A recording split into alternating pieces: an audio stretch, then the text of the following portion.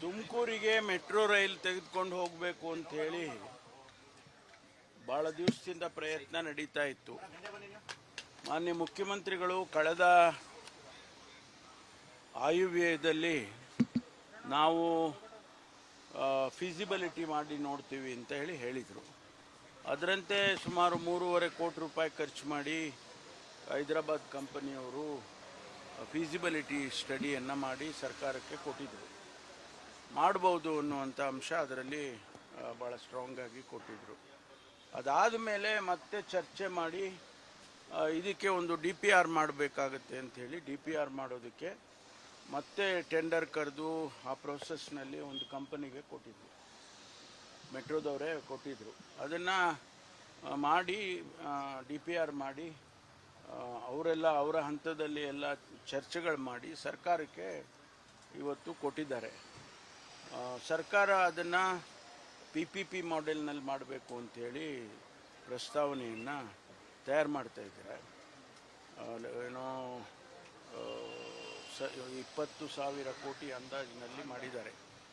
ಅದಕ್ಕೆ ಡೀಟೇಲ್ಸ್ ಎಲ್ಲ ಅಂದರೆ ಎಷ್ಟು ಸ್ಟಾಪ್ ಇರಬೇಕು, ಎಲ್ಲೆಲ್ಲಿ ಸ್ಟಾಪ್ ಇರಬೇಕು, ಯಾವ ರೀತಿ ಅದನ್ನು ನ್ಯಾಷನಲ್ ಹೈವೇಯಲ್ಲಿ ತೆಗೆದುಕೊಂಡು ಹೋಗಬೇಕು, ಅದನ್ನೆಲ್ಲ ಡೀಟೇಲಾಗಿ ಕೊಟ್ಟಿದ್ದಾರೆ.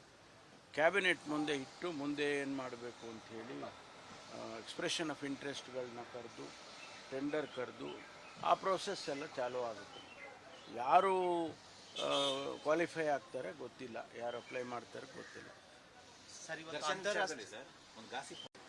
ಯಾವುದೇ ಇಂಥ ದೊಡ್ಡ ದೊಡ್ಡ ಫೆಸ್ಟಿವಲ್ಸ್ ಆಗುವಾಗ, ಅದು ಯುಗಾದಿ ಆಗುತ್ತೆ, ರಂಜಾನ್ ಆಗುತ್ತೆ, ಅಥವಾ ಬೇರೆ ಬೇರೆ ಹಬ್ಬಗಳು ಆಗುವಂಥ ಸಂದರ್ಭದಲ್ಲೆಲ್ಲ ಎಚ್ಚರಿಕೆಯನ್ನು ವಹಿಸ್ತಾರೆ.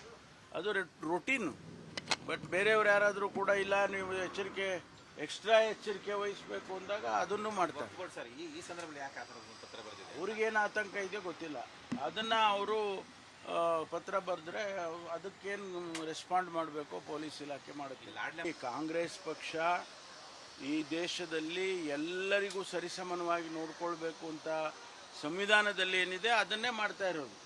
ಎಕ್ಸ್ಟ್ರಾ ಏನು ಮಾಡೋದಿಲ್ಲ. ಯಾರು ಹಿಂದುಳಿದಿದ್ದಾರೆ, ಯಾರು ಸಮಾಜದಲ್ಲಿ ತುಳಿತಕ್ಕೆ ಒಳಗಾಗಿದ್ದಾರೆ, ನಿರ್ಲಕ್ಷ್ಯಕ್ಕೆ ಒಳಗಾಗಿದ್ದಾರೆ, ಅವರಿಗೊಂದಿಷ್ಟು ಕಾರ್ಯಕ್ರಮಗಳನ್ನು ಕೊಡೋದು ಕಾಂಗ್ರೆಸ್ಸಿನ ಕೆಲಸ. ಅದು ಇವತ್ತು ಹೊಸದಾಗಿ ಮಾಡಿಲ್ಲ, 47ರಿಂದ ಕೂಡ ಅದೇ ಕೆಲಸವನ್ನು ಮಾಡ್ಕೊಂಡು ಬಂದಿರೋದು.